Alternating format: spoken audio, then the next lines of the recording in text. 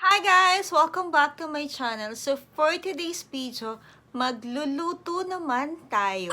So i-recreate natin yung napanood kong video ni Mr. Enchong T and ni Miss Angeline Quinto na salted egg shrimp. Okay. Bulol. Na salted egg shrimp.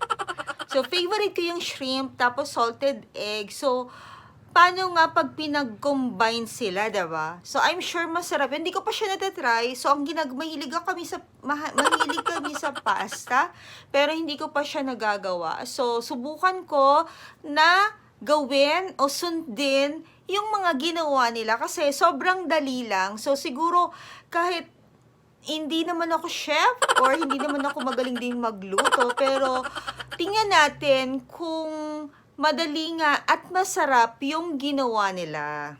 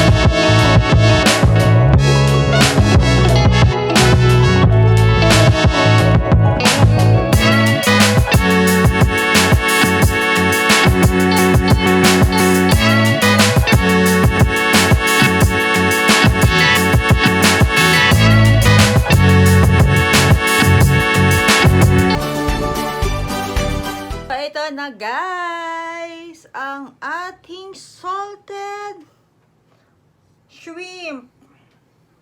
Salted egg shrimp. So, ayan siya. Nakikita ba siya? Pinatay ko kasi yung ilaw kasi sabog naman siya. So, picturean ko na lang siya after.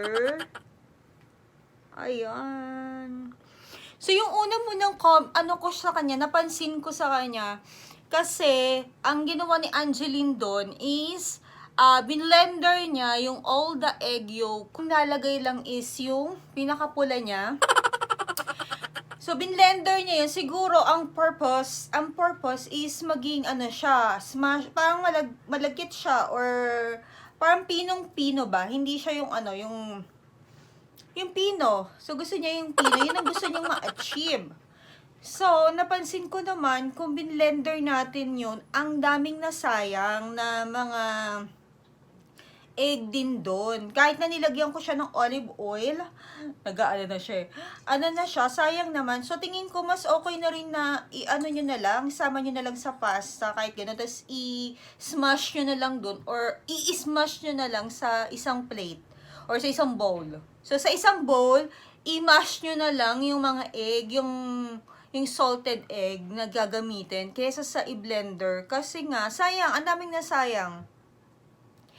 Then, tikman na natin itong ating salted egg prawn. So, pwede siya as is na ito lang yung ulam. Pwede siyang ulam na ganyan. So, ito, inalis ko na lang yung balat niya. Ang tinira ko lang is the head.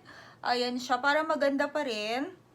Pero may iba part, yung kakainin lang na hindi sa pasta, inalis ko na siya, pati yung head niya. So, naglagay lang din ng konting chili flakes. Although naglagay din naman sila ng chili flakes, ako konti lang kasi depende kung gusto nyo, di mag-add na lang ng chili flakes sa ibabaw. Then kung minsan may ayaw na maanghang, so pwedeng skip yon.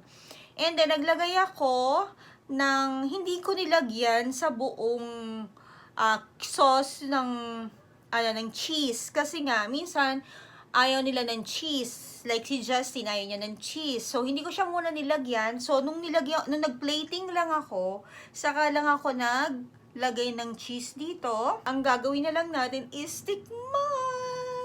So, tikman natin itong aking ginawa. So, yan na siya. So, ang ginamit ko is, ano ba ginamit kong? Ginamit kong pasas fettuccine. Yung gluten-free. Lagay ko na lang kung ano yon. So, yan. So, tikman natin. So, baba natin yung cam.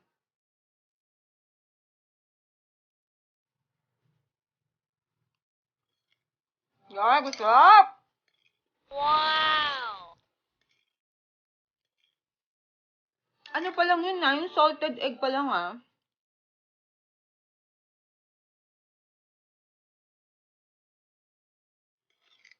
Ang harap ng sauce. Wow! Ano siya?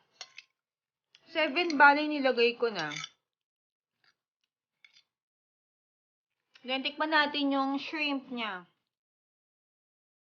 Siyempre, ganun pa rin naman yung ano niya, di ba?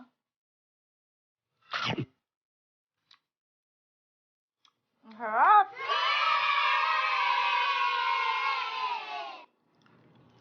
Napakadaling gawin. Masarap pa.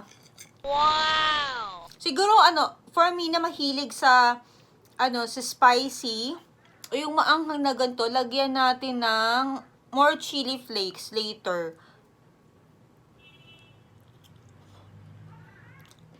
Wow! At saka tama lang yung fettuccine, yung luto niya.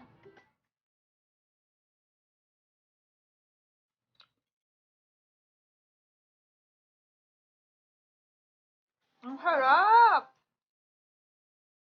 Ay, with. So, pwede siya na with pasta or pwede nyo rin siyang ulam.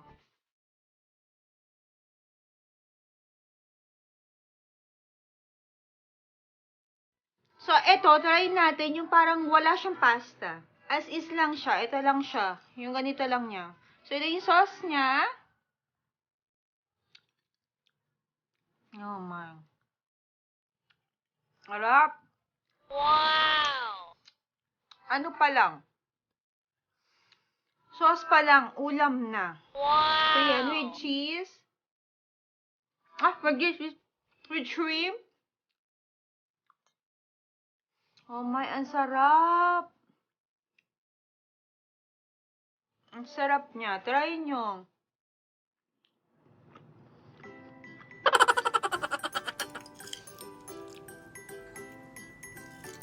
Sarap. Lalo na nilagyan ng basil. Oh my, ang sarap.